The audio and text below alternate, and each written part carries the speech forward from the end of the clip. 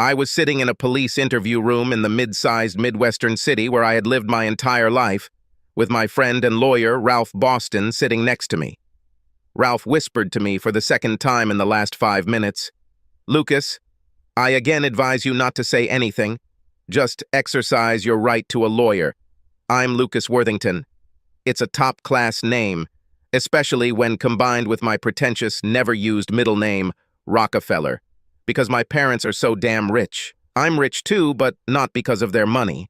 I made my own as a .com specialist, so at 29 years old, I'm worth over $50,000. However, I don't belong to the upper class. I'm an ordinary guy who just happened to have money. I drink beer, play basketball, sit in the stands at baseball games, start brawls and fights, and spend at least 40 hours a week doing volunteer work, mostly, but not exclusively, for a charity I set up for disadvantaged children in the poor areas of my city. I'm about to be questioned by 2 detectives about the untimely murder of my beautiful but unfaithful wife, Ashley, and one of her lovers, Brad Sidley, which occurred a couple of nights ago at Sidley's apartment. I don't feel too bad about it because Ashley blossomed into a cheating gold digger from the moment she married me, and within the next 2 weeks I was going to file for divorce on the grounds of adultery. As for Brad Sidley, he was a total jerk who I beat the crap out of twice. Not because of Ashley, but simply because he was a loudmouth braggart who told me the wrong things at the wrong time. When experienced Detective Roy Benson entered the room, he was followed by a newcomer, Detective Will Watson, although Watson had already been a police officer for several years. How Watson was promoted to detective, I have no idea.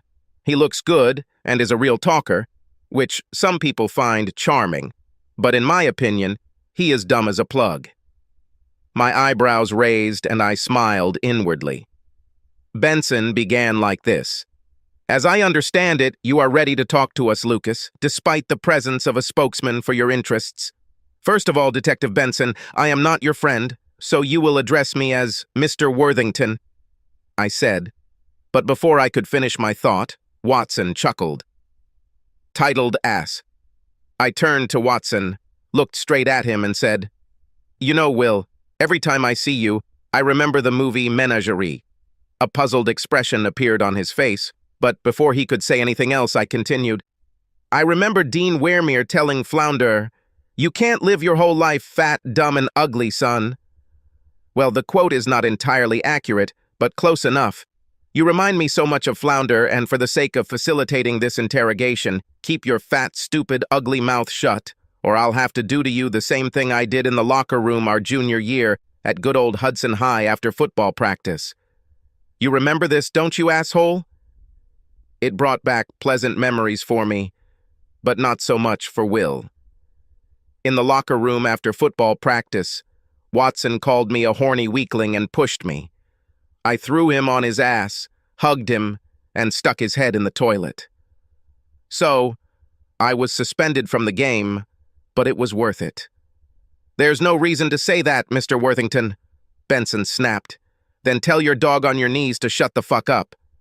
I would like to give answers to the questions, but I'm not going to put up with his behavior," I growled. Watson looked like he wanted to attack me, although he was too cowardly to do so. You may wonder why I was stupid enough to anger a cop who could have made my life difficult, but the reason will become clear later. Benson whispered something to Watson, and he leaned back in his chair, staring at me. Before I was so rudely interrupted, I was also going to say that this interview is only being conducted because your department has agreed to videotape the entire process, and in the understanding that the moment you lie to me the first time, it will all be over. Also, ask your questions efficiently, because I'll be done in 2 hours.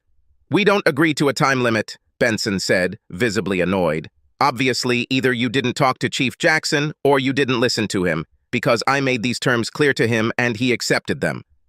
Do you agree, or can I leave now?" Benson and I looked at each other for 30 seconds before he said, "Okay, let's get started." I definitely took off my watch and started the timer function. Benson, with Watson only whispering to him if he wanted to ask something, because he knew that I would never answer any of his questions, began his interrogation. I answered all their questions honestly, although it was clear that they did not believe me because I knew that they would never be able to prove that it was I who killed my cheating wife or her lover. About an hour after Watson whispered something to Benson, he said, "How do you explain the presence of your DNA on Sidley's clothes?" I stopped the timer on my watch, put it on my wrist, and said, "This is your first and only lie. Goodbye," and stood up, after which Ralph and I left. Benson and Watson shouted something after us, but I did not listen and did not attach any importance to their words. Ralph and I walked to his office, located just a few blocks from police headquarters, giggling to each other most of the way. As we entered the closed conference room, Ralph laughed. "I don't know who you are, the bravest or the stupidest client I've ever had. Can I be both?" I grinned. "Why were you so confident dealing with those cops, Lucas?" "For two reasons. Firstly, I didn't do it. And secondly, I have an undeniable alibi, supported by video recording, for the entire possible time of the murder, which, according to the medical examiner, was between noon and 3 o'clock in the afternoon of the 5th of this month." "Where is the video from?" "This is a video from a basketball clinic where I was tested in a city 90 miles from here, and the entire time of which is on video, starting at 11 a.m., an hour lunch break at 12:30, and ending before 4 p.m. It was filmed by a guy whose day job is a police videographer, but I paid him to film it at the clinic because I plan to use most of it for presentations at boys and girls clubs around the country in connection with my charity. I have a dozen copies in my safe at home. Let me ask the paralegal to go with you to get a copy for me." Ralph smiled. "Only after you treat me to lunch. Working with Watson and Benson made me hungry." I chuckled. 2 days later at 6:30 a.m., Watson and about half a dozen other cops served me a search warrant. I'm sure they wanted to wake me up and inconvenience me, but I had already been training for half an hour. Watson had a big shit-eater grin on his face when he served the warrant. "Have fun, idiot," I grumbled, taking out my bike to finish my workout outside. "Don't steal anything. All valuable things are listed in my catalog." Watson responded annoyed. "Fuck you." The two reasons I had no problem leaving them to search my house were because I had nothing to hide and because I had professionally hidden high-tech cameras in every room, which is how I originally caught Ashley cheating, though I never told her about this evidence. When I returned from my bike ride a little over an hour later, the police were already leaving. Watson saw me and with a wide grin handed me a bag of evidence, which, as it turned out, contained a gun.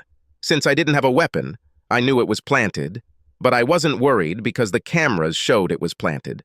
After checking the cameras, which took about an hour, I immediately called Ralph and brought him up to date. In 2 days, they were going to arrest me.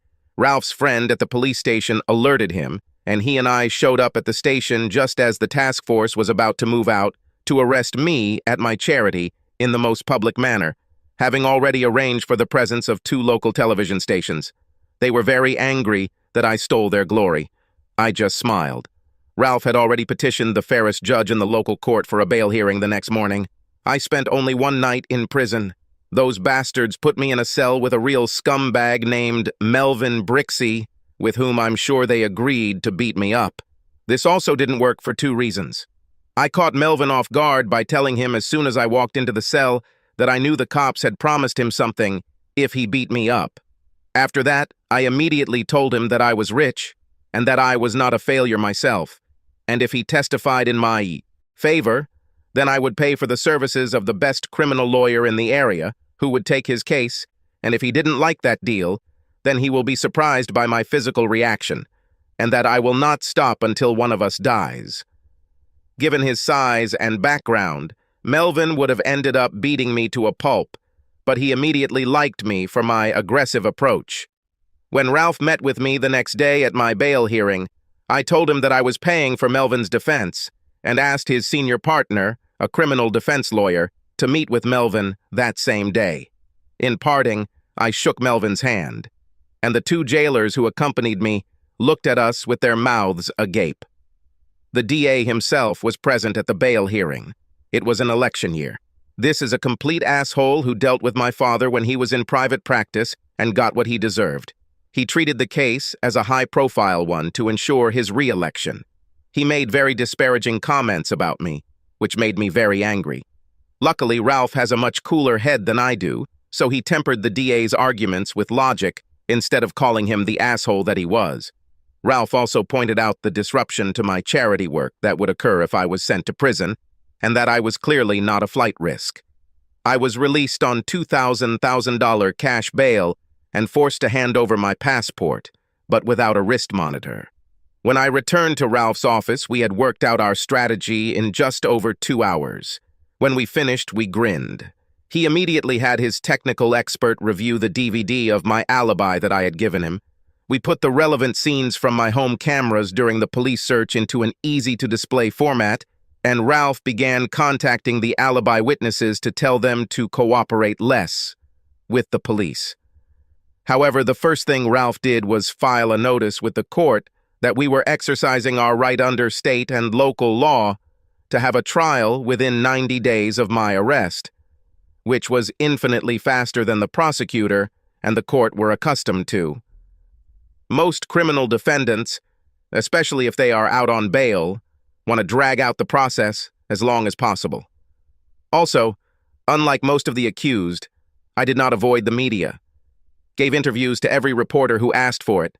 Radio, television, newspapers, social media, whatever. In every interview, I called the district attorney an idiot who was incompetent and should be removed in the next election, and the police detectives handling my case as corrupt and ineffective, while praising the rest of the police force. I know for a fact that I angered a lot of people. That was my intention. The prosecutor appointed female prosecutor Suzanne Carney to lead the case. She was young, but already experienced, although she had just transferred to his office from a larger city after a messy divorce that I found out about when I found her on the internet. She was only 30, only a year older than me, and judging by the photographs, she was simply stunning. Although she was clearly intelligent and competent, having less than 90 days to prepare a case, when she had other responsibilities and was in a new work environment, was very difficult for her. So after she had the case for about 2 weeks, she asked for a plea conference with Ralph and me. We only agreed because I wanted to meet her. We went to her office, where she was waiting with 2 assistant prosecutors, Benson, Watson, and an attractive, if strangely dressed young woman whose title was unknown to me and who was not introduced to us. Ralph and I were polite, but we didn't say much. Carney listed the highlights of her case. The murder weapon, a .380 caliber pistol, was found in my home during a search and was positively identified by ballistics, and my DNA was also found on it.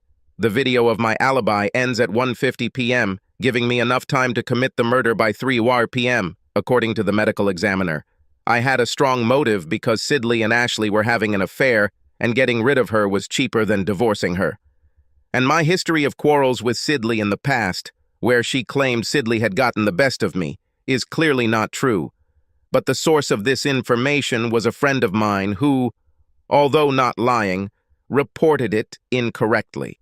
However, due to her generosity, she agreed to find me guilty of first-degree manslaughter with a sentence of 8 to 15 years in prison. As previously agreed during her speech, Ralph and I simply smiled. This seemed to unnerve everyone on her part. When she finished, I said, "Miss Carney, could we meet with you individually, without strangers?" This completely stunned her entire team.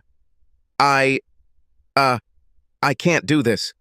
It is unethical to speak to you alone while being represented by an attorney."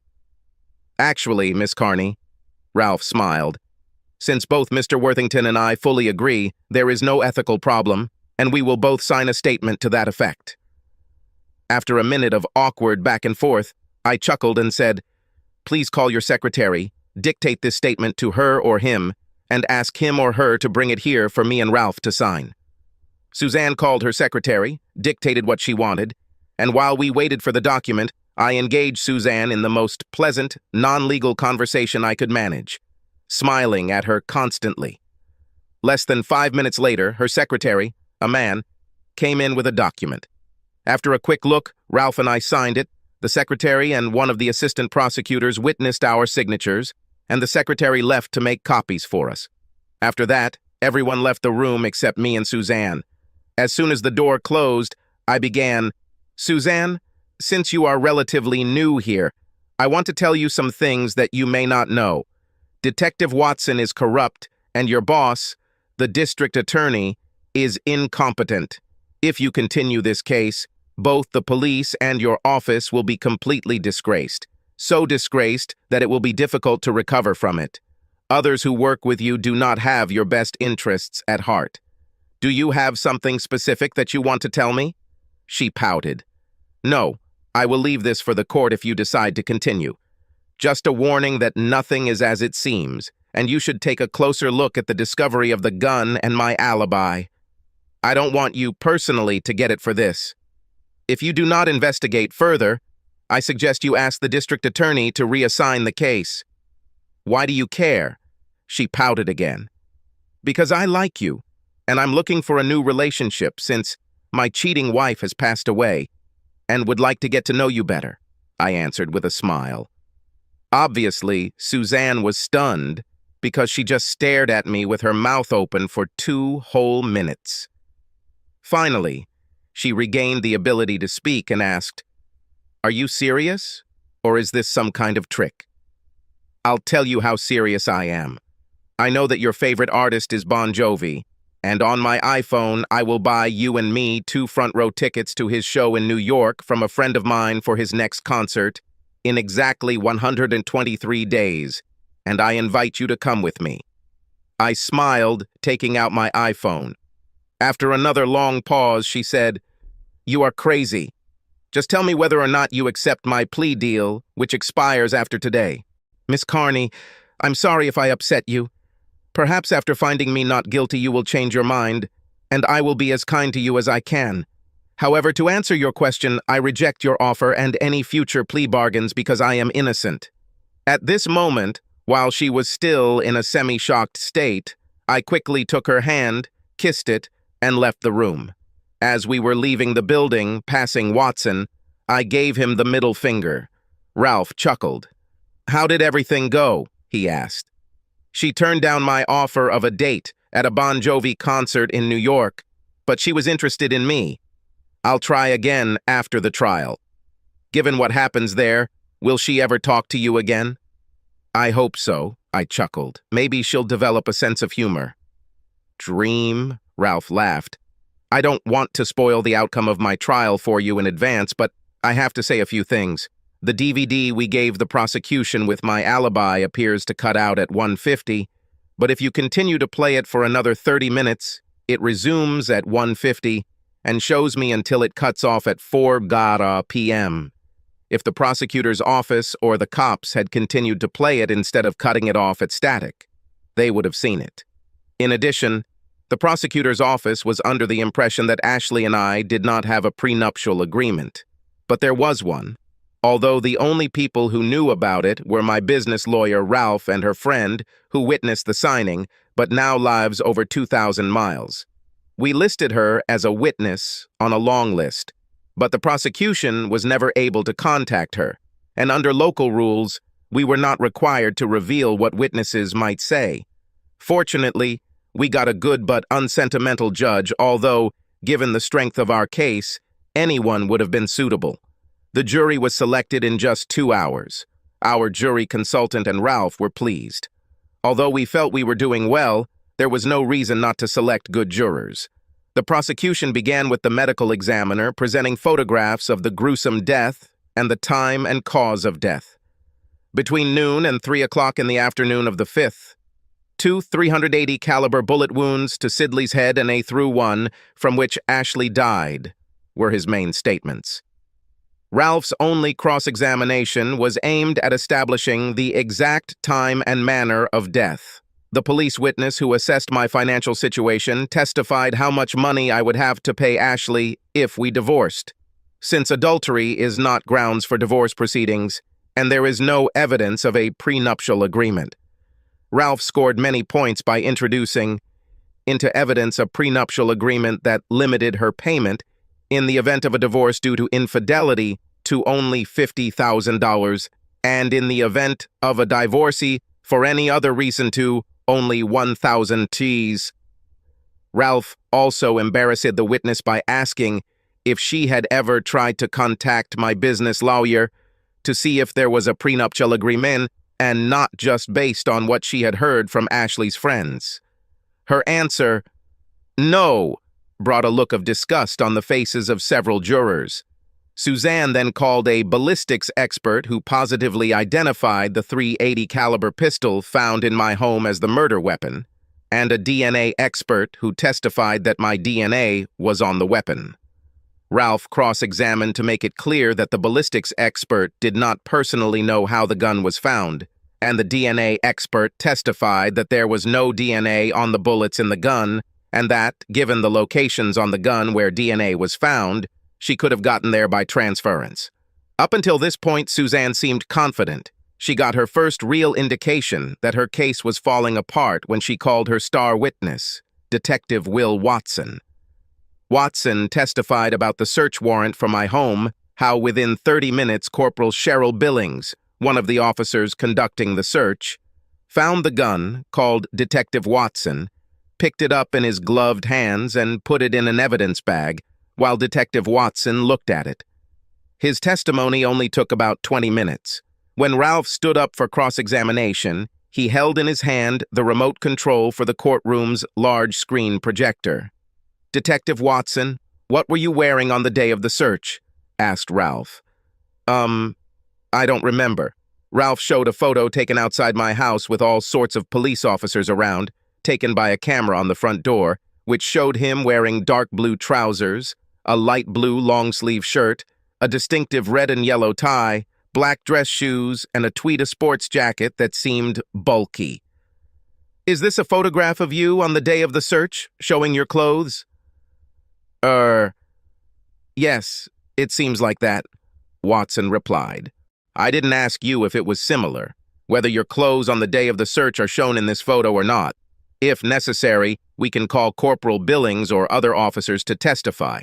Ralph growled with hostility. Yes. This is exactly how I was dressed on the day of the search." "How often do you wear this tie?" "It's not often, actually. It's a new tie, and since it was an important day, I decided to wear it," Watson replied. "Have you ever been to Mr. Worthington's house before the day of the search?" After a pause, beginning to suspect something, Watson replied, "I do not remember." "Don't remember. Are you friends with Mr. Worthington or his ex-wife Ashley?" "No." "What reason could you have for being in their house at any time other than during a search?" "I can't remember a single one." "You've never been to the Worthington house other than the day of the search, have you, Detective Watson?" Ralph growled. After another pause, Watson shifted in his chair and answered, "No. Here's a video of someone taking a green toothbrush from Mr. Worthington's bathroom," Ralph continued immediately, showing the scene from the camera in my bathroom. "Is that you with your characteristic yellow and red tie, Detective Watson?" I've never seen this video before," he mumbled awkwardly. "Probably not," Ralph chuckled. "Just answer the question." After another delay, yes. "Similarly, are you the one who takes some of the red and white clothes from the laundry basket in Mr. Worthington's laundry?" Another delay, yes. "Did you take the gun out from under your tweed jacket in Mr. Worthington's closet, rubbed it with the green bristles of a toothbrush, then rubbed it on your red and white shirt, and then put it in the top drawer of the closet near the window in Mr. Worthington's closet?" A shocked Watson stared silently at the screen as the video was played 3 times in a row. "I claim the Fifth Amendment," he said breathlessly. "Did you have an affair with Mr. Worthington's wife, Ashley?" A shocked Watson muttered so quietly that the court reporter asked him to speak up. "I insist on the Fifth Amendment. Here's a video taken 2 weeks before the murder of you and Ashley having sex in one of Mr. Worthington's guest bedrooms." After visually showing the sex tape for 15 seconds, the judge said, "You can turn off the video, Mr. Boston. We get the point." "Answer the question, Detective Watson." He muttered, "I claim the Fifth Amendment." There are no more questions, Ralph declared. The entire courtroom stared at Suzanne as she slowly stood up. Your Honor, can we take a break? You definitely need him, Miss Carney. We'll meet in 2 hours, the judge said, and then banged her gavel.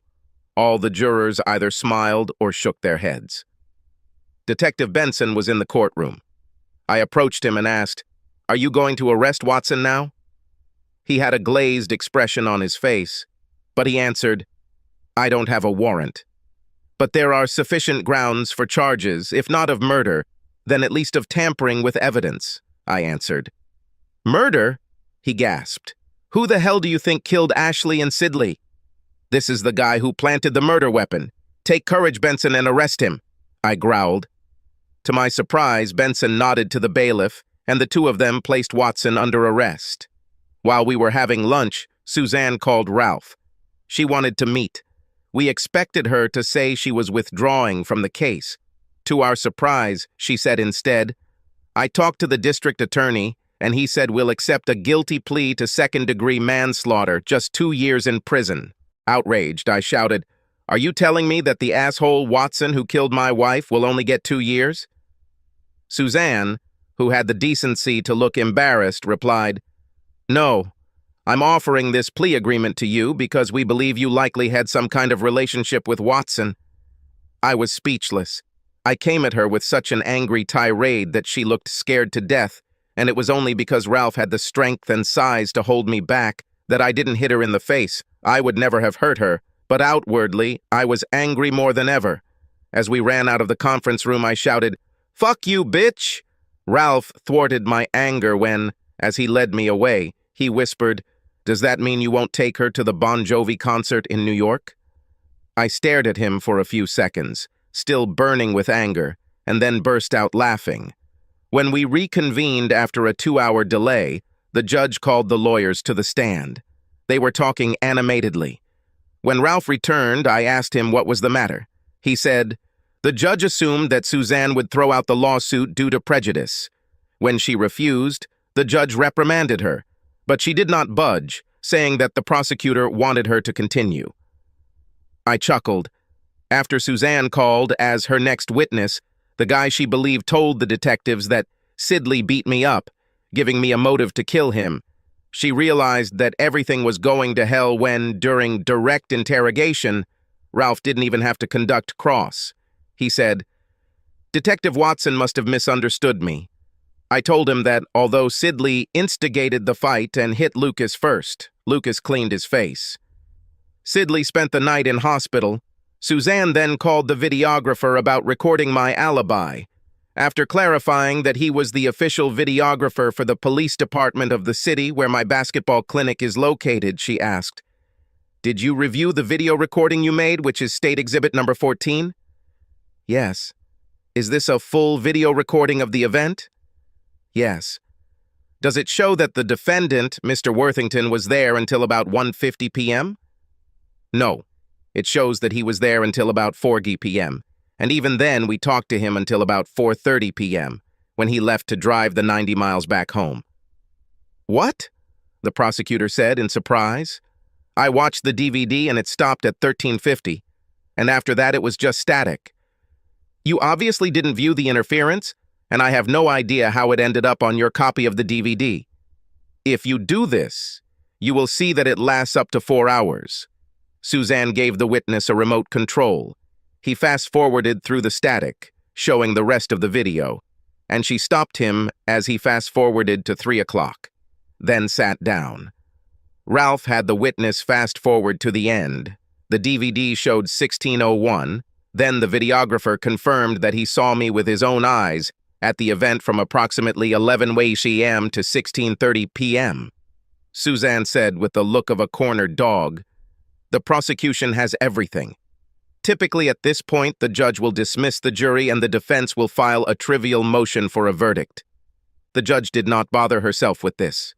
She asked, Mr. Boston, do you have a proposal? Yes, Your Honor. I am asking for a verdict of not guilty. I have permission, she said, banging her gavel. Miss Carney, I'm waiting for you in my room.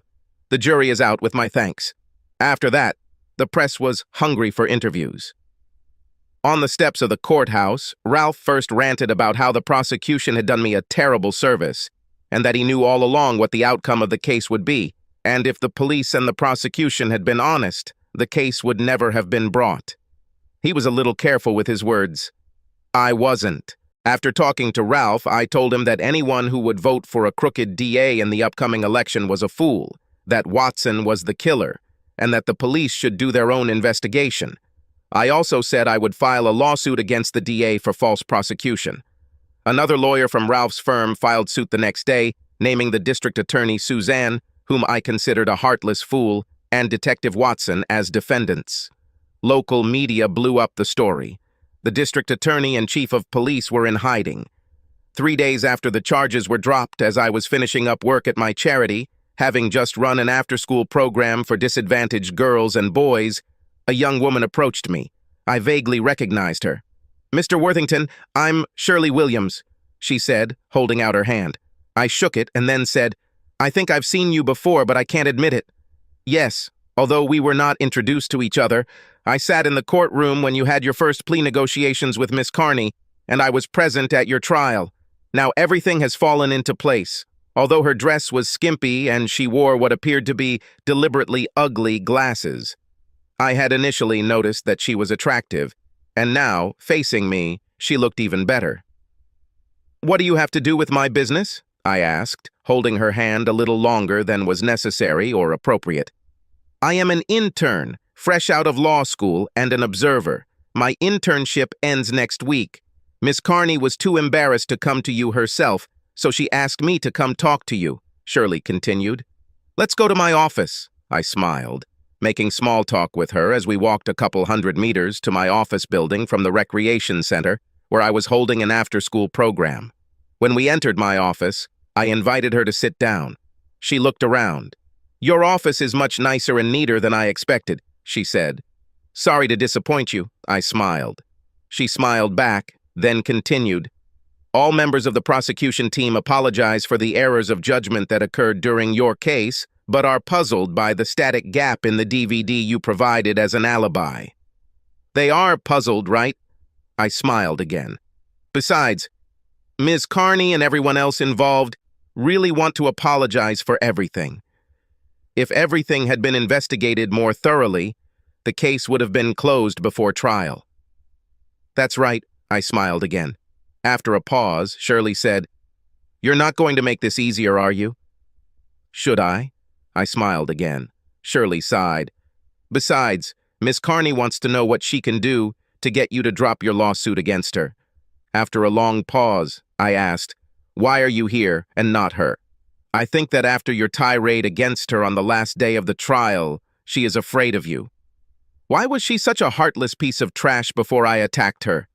She should have confronted the DA and dropped the case immediately after Watson's testimony. Now she understands it and sincerely apologizes. Let me ask you a few questions. Of course, you don't have to answer them, and if you don't want to, you can get up and leave without any comment from me. Is it clear? Yes, she answered cautiously. How old are you? 26. Are these glasses fake? Yes. Why do you wear them? To discourage guys from pestering me. Do you have a romantic relationship? No. Are you heterosexual? Yes. What are your plans after the internship ends at the end of next week? I hope that I will be offered a job in the prosecutor's office, but if not, then I will find a job in a local law firm, since I like the area. I already have 2 possible vacancies. What are you doing on Saturday evening? As of today, I have no plans. Maybe my roommate and I will go to a club. What is your personal mobile phone number? XXXXXX. All my questions and all her answers were asked completely dispassionately, without emotions or facial expressions. After a long pause, I said, Tell Miss Carney that if you are offered a job in the prosecutor's office, I will drop the lawsuit against her.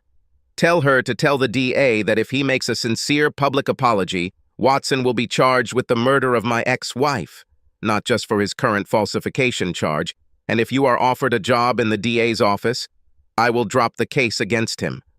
Shirley chuckled silently. Are you teasing me? I replied stoically. In no case. In fact, let me put this in writing. I went on the computer, wrote down what I just said, printed it out, signed it, and dated it. At the bottom, he added, "Otherwise, we'll see you in court."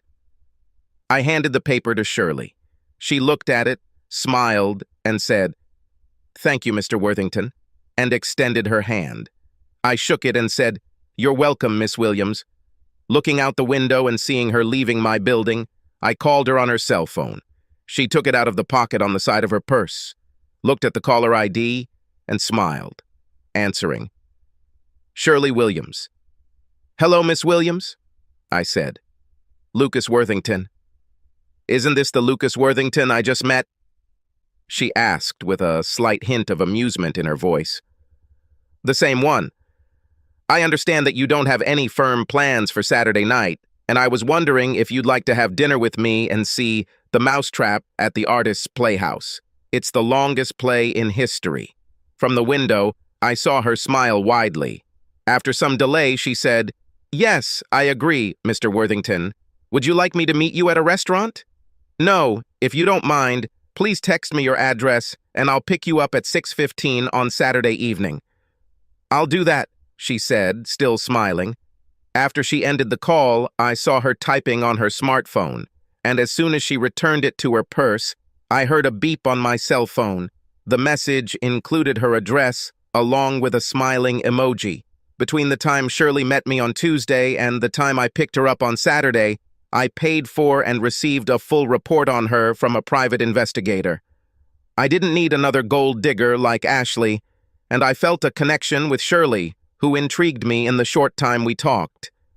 It turned out that she had gone through a pretty messy divorce during her first year of law school, when her husband cheated on her, got straight A's in law school, did charity work part-time, and had all the hallmarks of a good citizen who grew up in a high-middle-class neighborhood with respected parents.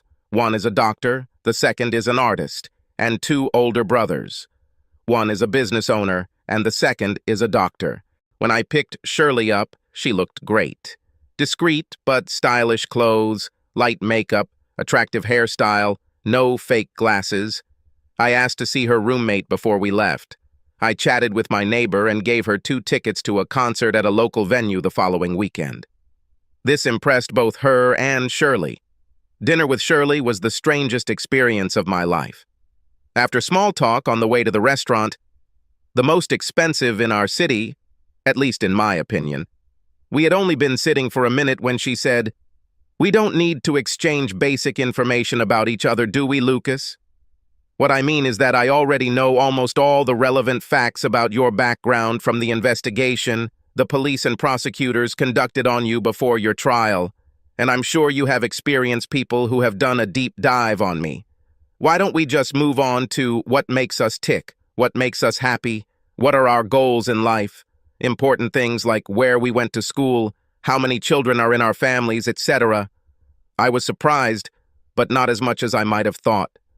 The research I did on Shirley, combined with the exchange of information during our 101-minute dinner, meant that I knew her as well as anyone in my life. We had to skip dessert in order to get to the show on time, but since we both stated that we weren't big dessert fans, it wasn't much of a problem. The Mousetrap is an Agatha Christie comedic, murder mystery with a resolution at the end. Neither of us had ever seen it before, but we both loved it and decided that the 2+ hours we spent watching, it was worth it. When the performance ended, it was 11:15. Shirley became more and more comfortable with skin-to-skin contact, and I became more and more appreciative of her body and personality. When we got to my car, I asked, "Would you like to go to a club or do something else? The evening is not too late for us 20-year-olds. She looked into my eyes the way a cobra or a mongoose, I couldn't tell which, looked at its prey for a long time before answering. Her answer, a question, really, was the most surprising part of an amazing evening. After a deep breath, she asked, "Have you ever had sex on the first date?" It took me a while to realize the question, but I didn't ask her to repeat it. My measured answer was, "No. Why are you asking?" "Well, we know each other as well as people who have been meeting every weekend for months. The only thing we don't know about each other is how compatible we are between the sheets, or on the kitchen table, or in the pool, or... You get the idea. I feel a strong sexual attraction to you. If you feel the same way about me, let's make this the first night for both of us, she said stoically, and then smiled widely. I moved closer to her, hugged her, and gave her a series of short kisses with increasing passion. The last one wasn't short. It lasted a good 2 minutes, and cemented in my mind that she was a great kisser and a very warm person. When we broke the kiss, I asked, "Would you like to see my engravings?" She laughed and replied, "Let's." Only stupid people get into an intense relationship right after they've just gotten rid of a cheating spouse, Shirley through divorce, me through murder. Clearly, Shirley and I are idiots. When we got to my house, our sexual encounter was not intense. We didn't tear each other's clothes off. Instead, we stood face to face and looked into each other's eyes. By this time, I realized that I really liked Shirley's personality and her body. Every part of her body that could be identified when she was dressed looked perfect, with the exception of her butt. Nothing was too big and nothing was too small. Since I like big firm butts, I was delighted. Shirley slowly and methodically removed my shirt by feel only, as her eyes were directly on mine. When she took it off, I decided to say what was on my mind. "I want to fuck you on the kitchen table." Without hesitating for a second, she replied, "Bent over him or for me to lie on him? Last thing. You do everything yourself." She chuckled. I kissed her and lifted her sculpted hips so that her legs were on my torso, and without breaking the kiss, although I hit a few walls because my eyes were practically closed, I carried her to the kitchen. Luckily, there were only documents and a few pieces of stainless steel on the table, nothing breakable, because I brushed them off the table with one hand. Then he put her butt on the table and broke the kiss. As we looked at each other again, I reached under her dress to remove her underwear, but couldn't find it. "You're really bad, aren't you?" I smiled, and she chuckled. "Hell yes." I lifted her dress and immediately fell to her private part with such enthusiasm as I had never taken on anything in my life. She leaned back on the table and soon moaned. She caught the climax so quickly that if she were a racing car, it would be like she accelerated from 0 to 60 miles in 2 seconds. Coming back from her climax, she muttered, "I thought you wanted to fuck me." I was still a little hungry, so I decided to have a snack first, I muttered. "Bastard," she said, sitting up and unbuckling my belt. I kissed her again. Sex with her was mind-blowing. I was moving at a speed comparable to the 146 beats per minute of Bruno Mars' Cast Out of Heaven, while she made inarticulate noises. I came to the final climax so quickly that I was afraid it was premature, but apparently she was just as excited because she followed me and began to shake as if she was having a seizure. When it was over, I practically lost consciousness. I had a feeling of euphoria that I don't think I've ever felt before, and her moans turned into purrs. After some time, we both came to our senses. "To bed," was her only comment. I jumped around until I kicked off my shoes, pants, boxers, and one sock, while she pulled her dress over her head and unclasped her bra. She jumped into my arms and I kissed her periodically, bumping into walls every now and then as I stumbled up the stairs to my bedroom. Although it wasn't an intentional decision on our part, we ended up spending the entire weekend together. Shirley had no problems in bed, and we tried everything we wanted with her. Outside of bed, she was more pleasant than any other woman I knew, cheerful, genuinely affectionate, playful, and easy to talk to on a variety of topics, from the mundane and mundane to the serious and spiritual. As we ate breakfast at the same table where we had sex less than 48 hours earlier, I suddenly remembered what we had talked about in my office. In between eating a cheese omelet, I asked, "Shirley, since we had so much fun this weekend, I forgot to ask if you passed on my suggestions to Suzanne and Asshole." After swallowing a piece of English muffin, she replied, "Yes, Suzanne was very pleased and guaranteed that I would be offered full-time work next week." She chewed and swallowed another bite of the cake, then continued, "However, she told me not to tell the asshole about this proposal. Everyone, including him, knows you're the reason he'll lose the election, and he might just put my job offer on hold if I tell him it's you who said it. Plus, she thinks he'll never apologize, and besides, she wants your lawsuit against him to continue. I nodded in satisfaction and agreement as I continued to eat. What's actually funny is that Suzanne asked if you were interested in her personally. I think that despite your tirade against her on the last day of the trial, she is hoping for a relationship. After this comment, she gave me a sinister grin. I grinned back. This won't happen. I found something better. I smiled and finished my breakfast. When I parked in front of Shirley's house, she became more open than any other person in my life. So, Lucas, we've known each other for a few days now, and we've discovered that we're more compatible with you in and out of bed than anyone else we've ever known or considered possible. Do you know what you would do if you were really smart? She chuckled and then kissed me on the lips with a quick but meaningful kiss. You would ask me to move in with you this weekend, with the idea of giving you a ring after we've lived together for a few months. After another kiss and a smile, she walked out the door, jiggling her nicely big, firm ass, and walked into the building without looking back. I thought deeply for about 30 seconds. Then he took out his cell phone, dialed the number that was now number 1 on my contact list, and when Shirley answered, he said, "Listen, Shirley, I just had a better idea. Why don't you move in with me next weekend?" "Why would you, Lucas? This is so unexpected." "Are you sure?" "Yes, I thought a lot. It seems like forever." "Okay," she laughed, "but you'll have to pay my share of the rent because Judy won't be able to do it herself." And she ended the call. Tricky bitch. I chuckled to myself. I could go on for many more pages about how stupid we were to jump into a relationship, how amazing it was that it not only worked out, but made our lives better than they could have been, how both accepted my charity work, although she was a tough prosecutor, and how everything was right in the world. But one episode will tell you everything you want to know. I was in the courtroom when Shirley Worthington, 8 months pregnant, delivered a masterful closing argument in Will Watson's murder and obstruction of justice trial in the deaths of Ashley Worthington and Brad Sidley. In her final statement, she convinced everyone that Watson was in love with Ashley, was outraged that she was having an affair with Sidley, and decided to kill Sidley in order to get her under his control and frame me.